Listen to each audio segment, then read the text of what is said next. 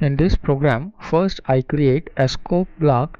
Within that, I create three variables x1, y1 and z1. x1 as string slice and y1 as i32 data type.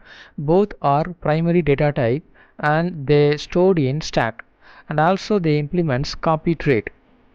And z1 with string data type, the string values are stored in heap and its variable pointer is stored in stack. It doesn't implement copy trait.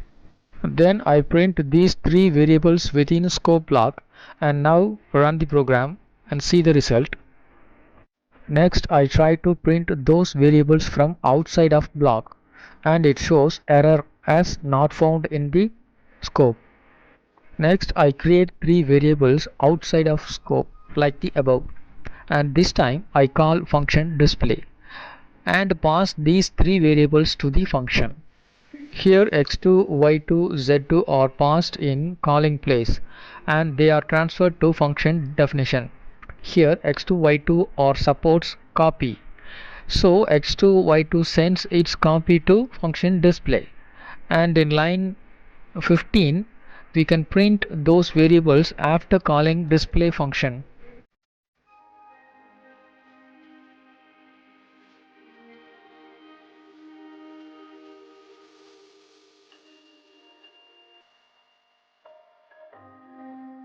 Also we pass z2 to function display. It transfers ownership and also it moves its value.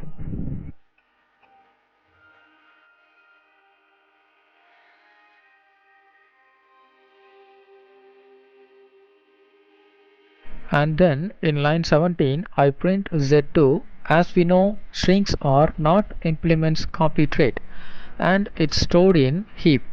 We cannot print it once its ownership transferred.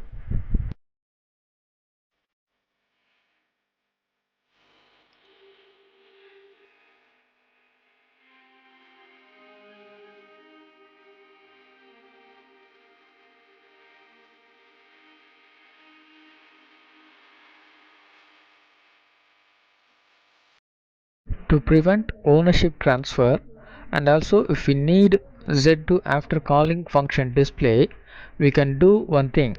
We can solve it by cloning string variable z2.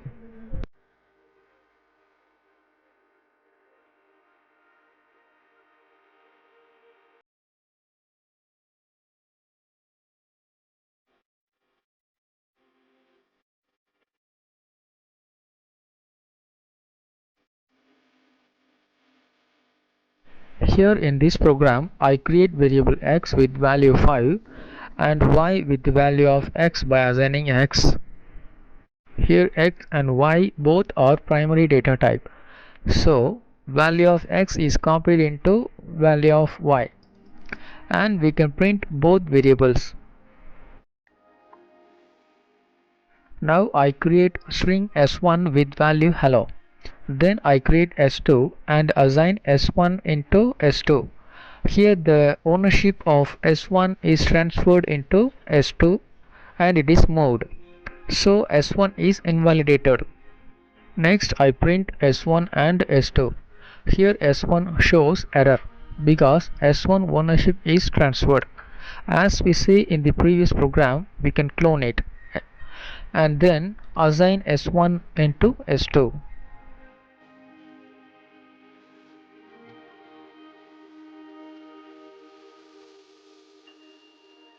Now we can print both s1 and s2.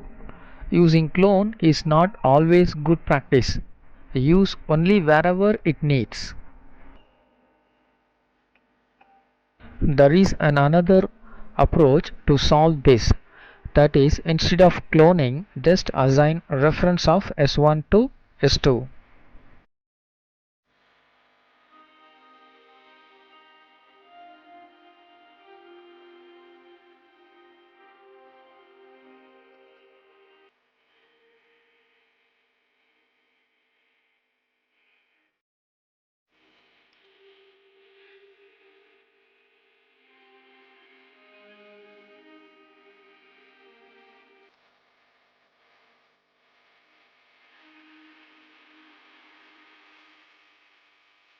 Thank you.